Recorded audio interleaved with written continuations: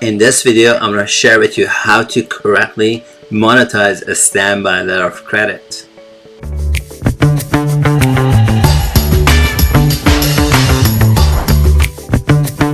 My name is Taimour Zaman.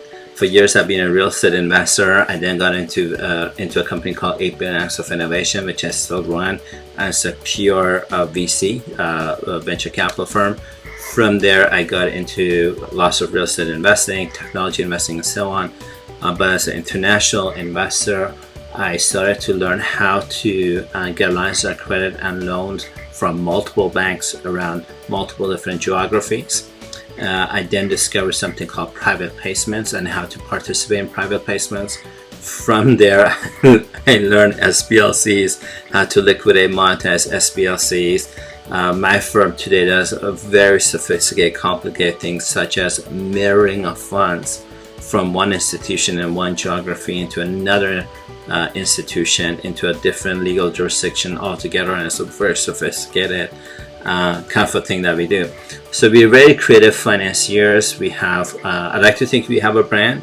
If you Google lineofcredit.ai, I think you'll see lots and lots of press releases, media releases about us and the things that we've committed to do in the world. I think we've got a little bit of a brand and a lot of experience and a lot of scars to prove that we have experience. So that's a little bit about lineofcredit.ai. But I like to think we're one of the top 5% consulting firms, or specifically private equity firms, that knows a couple of things about monetizing SBLCs, issuing SBLCs, monetizing them, liquidating them, and just leveraging SBLCs in various ways. So I'm going to start with what is a standby letter of credit. I think the Google answer is just a letter of credit that you get from a bank, and that's really awesome. I'm going to give you a story because I think people understand stories and analogies a lot better. In 2020, in March of 2020, oil prices had hit a negative territory. Producers would be paying people like you and I money to store oil because they had to manufacture oil. Like they had to, you can't stop the oil from coming out. And if there's negative territory, you need to be able to figure out how to pay people to store it for you. So very, this is a true story. A very wealthy individual who's a client of one of our attorneys decided that he had the money to store the oil for a period of time, knowing that prices will eventually go up, and then he will flip the oil and make a profit out of it. For him to get into his business, he needs to buy a storage tanker, and this particular storage tanker is $25 million. And in his research, he determined the vendor for him was a company in South Africa that was at the time manufacturing oil tankers for $25 million. So he placed the order, and now he's got an order with with somebody in South Africa to buy a storage tanker for $25 million. Now here's the places that I invite you to think from. If you are that particular person, the guy who wants to buy a $25 million storage tanker, you're not going to give a stranger you've never met in South Africa, you're not going to prepay them $25 million. If you most people just would not do that.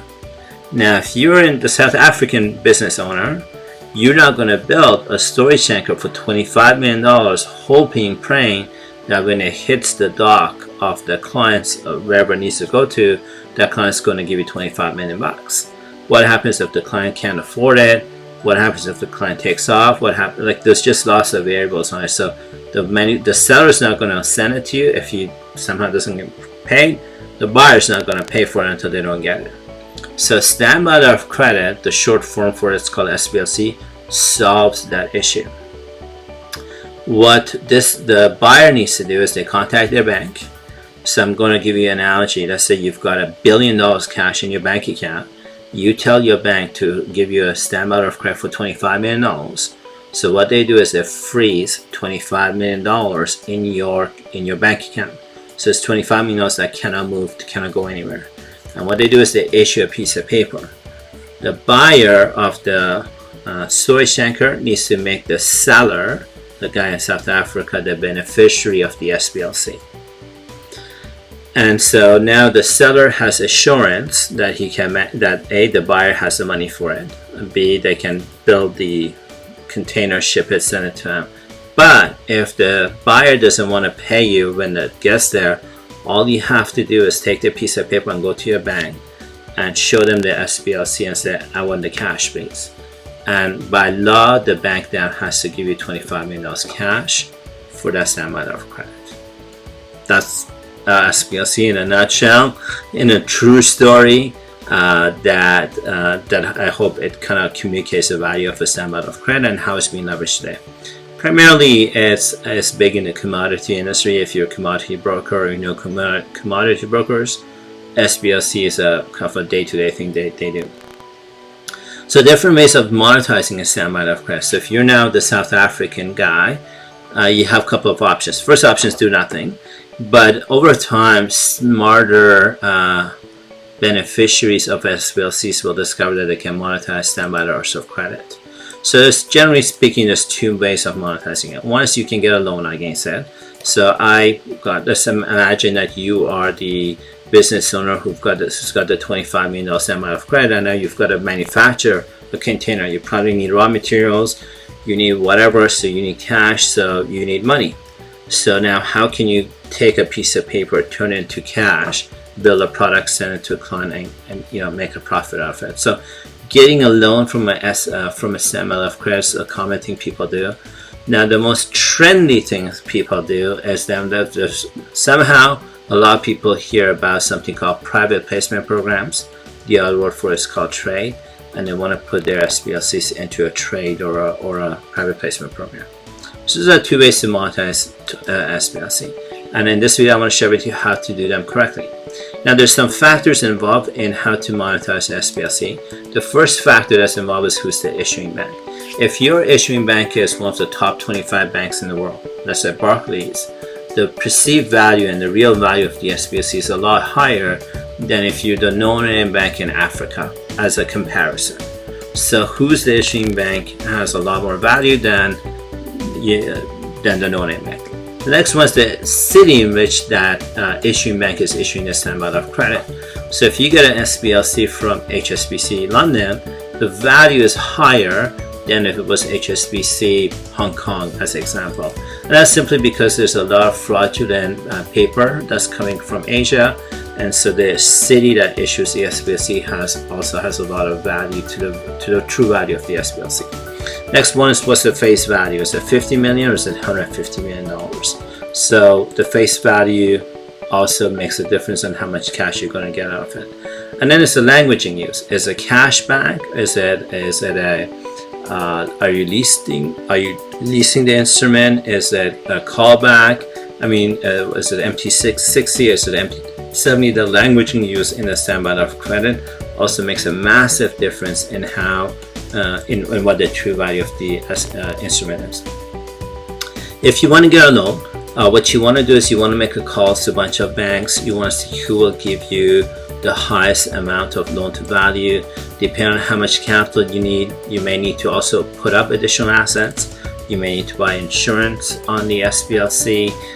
There's lots of small things you need to do for you to get a loan on it, but generally speaking, you want to pick up the bank. You want to pick up the phone, call a bunch of banks and see who's going to give you the highest loan to value, and then what do they need for them to do the deal today? That's the question I ask when I call banks is, what do you need for you to do the deal today?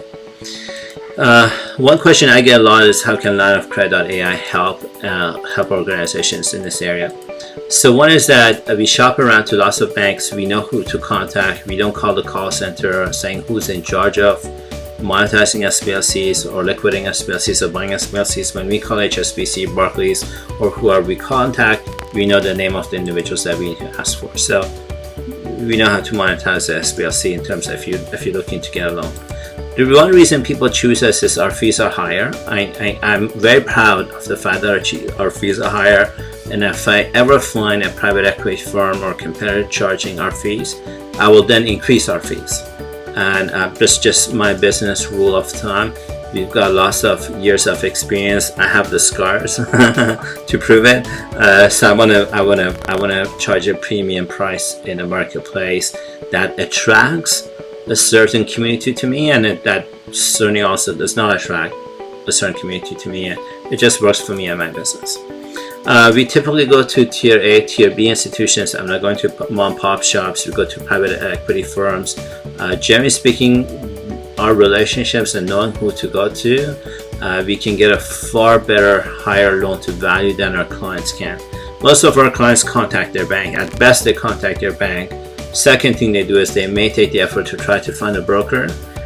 Third thing they do is then they try to contact a bunch of banks themselves. With us, I know who to contact. It's not my first rodeo show. I can do something really well, really effective, really quick happen.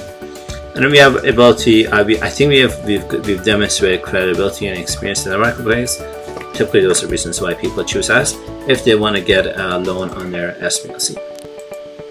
Now, another popular thing that people do is they do private placements. They hear about a trading platform. They're new to trading platforms. Most of the people who call me are new to private placements. They heard about it from what I call a joker broker. Then they go on YouTube and they get all this conflicting information, which is not good. And so what you have to do if you want to put your SBLC into trade, hopefully you've got some joker broker told you about a private placement program or a capital enhancer. Most people don't know what a capital enhancer is. If you've got a $50 million SBLC, you go to a private placement program. But if you've got a $180 million SBLC, then you might be interested in capital enhancer. A capital enhancer guarantees its performance versus a private placement is generally speaking they're on best effort basis. The private placement trade business, 99.999% are fraudulent actors.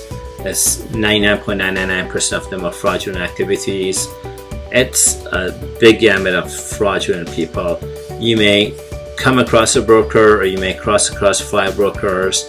They may seem like a very nice bunch of people to work with, and their relationship, they think they have a relationship with a trading platform, but they've got a relationship with a broker. None of them want to give you references. It's some kind of a secret club. There's other videos. The one thing I'll tell you is the other videos on YouTube. Where's the secret club? And I want to tell you that piece of it is actually true. That's the one comment I'll say is true. And then, obviously there's lots of frauds. We recommend for you to have an experienced attorney to represent you. It makes a massive difference if you have experience, not a junior attorney representing you if you want to go into trade. And then you want to take your SBLC, your MTN note, whatever it is you got. You want to find a trusted vendor. This is not us. This is not what we do. We know who to go to, but it's not what we do. But if you want to go into trade with SBLC, you need somebody who can monetize it and trade it. So remember, you're looking for someone who can monetize it and trade it. It's a nightmare trying to monetize. A lot of people, everybody on the planet can monetize it, but not everybody on the planet can put into a private placement program. And if this is your first rodeo show, my invitation is to look for a credible partner who's a monetizer and can put it into a trading platform. So don't go to 5 people trying to monetize it and then trying to find a private placement person to put it into trade. It's you'll be sorry to do that. From my experience, I can just say, don't do that. Not good. Find somebody who can do 2 in 1, and then you want to find a reputable one. I want to tell you from our years of experience, the reputable ones who can monetize and trade, there's less than 5 of them. Less than 5 of them who can actually do that. Fortunately or fortunately, we know who they are. So a question I ask as well, how can line of credit help? Well, one of them is if you look up our YouTube channel, if you go on our website, you may notice that we work with former FBI, former CIA agents, and we vet private placement programs that you have picked. So if you've picked a private placement company that you want to put your SBLC into trade, people hire us and my firm to vet out the joker brokers, the actors, the whoever these people are to make sure that they're real. I can give you nightmare after nightmare after nightmare stories, and program director checked out, but the paymaster was a fraud artist, one of the most, like, not most wanted by FBI, but he was like kind of like up there, and he was a paymaster. I can go on with lots of, we have lots of horror stories that I'm not going to share here because not the intention of this. But we have the ability. I used former FBI and former CIA agents to do it at the private placement organization and the broker. We know 9 specific questions to ask these people, such as show me your level 8 license. That very quickly eliminates any of the fraudulent actors that are there. If you don't have an attorney, we know lots of attorneys who've gone into private placements. Attorneys could be a good thing if you got the right guy. This is not I wouldn't go to your I don't know, I wouldn't go to a divorce attorney to ask them to help you with a private placement. Like, a divorce attorney wouldn't know what to do with this. So a lot of attorneys can hinder the process. And if you've got a good attorney who understands what a private placement is, has taken other clients into private placements, it makes a significant big difference for you, and it's worth the money and the investment to that attorney. And then you put your SBLC, your note, with an account that gets monetized, gets liquidated, and then that liquid goes into trade, it gets blocked and goes into trade. The things that we do in private placement for our clients is pretty awesome. We help our clients get the FBI people, catch the bad guys. We recommend alternative private placement programs as a way for you to diversify your strategy. So if you have, for lack of a better word, 50 million bucks, why would you want to put all of them in one private placement program? What if I could introduce you to 2 that I personally use, or have other clients who've used that also pay out for you to put your money into 2 other ones for you to make sure that you get the results you're looking for, kind of thing. And then we can introduce you to clients that or we can introduce law firms who've helped us or other clients going through a trade, as well as we can also provide you with a loan. Creditai is, remember, we are lending debt equity kind of organization, so we can provide the financial support you're looking for should you want to go into trade. My name is Taimour Zaman. I am Creditai, published author. Feel free to Google me, search me, look me up on LinkedIn, look at my references, videos, testimonials, all that. And I look forward to the opportunity of working with you.